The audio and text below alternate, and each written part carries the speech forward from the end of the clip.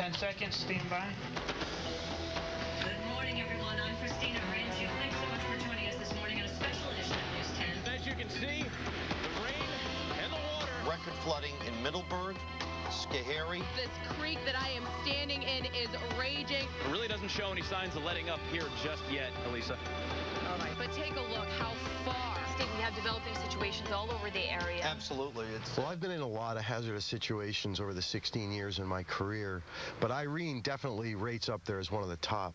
You had flooded roads, downed trees and power lines, houses floating away. It was definitely a life-threatening situation. We always come together in a crisis, and because the community depends on us. We have to get out there and give them the information they need. We have to get these stories told because people are relying on us not only to see what's happened to their neighbors, but there's also a sense of comfort knowing we're there for them as well. It can be stressful and it can be tough and everybody's just going everywhere and it's a little haywire, but you know that if you could just get, one more piece of information on that much quicker, it could help somebody out, perhaps save someone's life. Driving into work that day, I could tell it was going to be one of those days. Came in and I saw the hundreds of Facebook posts that had already come in. I mean, I have been doing this for a long time, so I have an idea of what I'm going to expect. You never truly know until you get there. So there's always a little bit of nervousness and apprehension as you're pulling into a scene because you don't know the state of mind of the people you're going to be talking to. You don't know how bad it really is. You don't know really what the devastation that you're going to see, so you have to try and prepare yourself mentally as well. These dams are meant to protect people. When Steve Caparizzo came out and said that the Gilboa Dam was at risk of breaching, and if that happens, thousands of people are just gone. We had just finished editing our story in Middleburg, and we got a phone call saying that the Gilboa Dam possibly had breached. I went to the fire chief from Middleburg, and I asked him, "Do you think we're safe here?" And he said, "I don't know." I think it is the most important form of communication we've seen to this day, especially in a disaster situation. Ultimately, you have a job to do.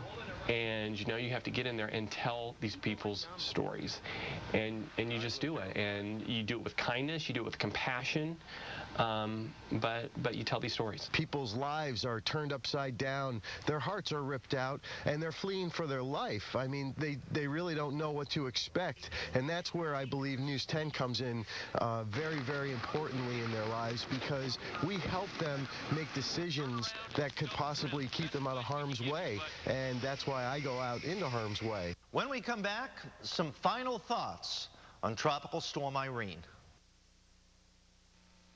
It's Huck's humongous holiday. On a personal note, this was a day that I'll never forget working. It was one of those storms, even the Friday before it hit, you knew there would be millions of dollars in damages and people were going to be killed by this storm. I hope that I never see a storm like this again.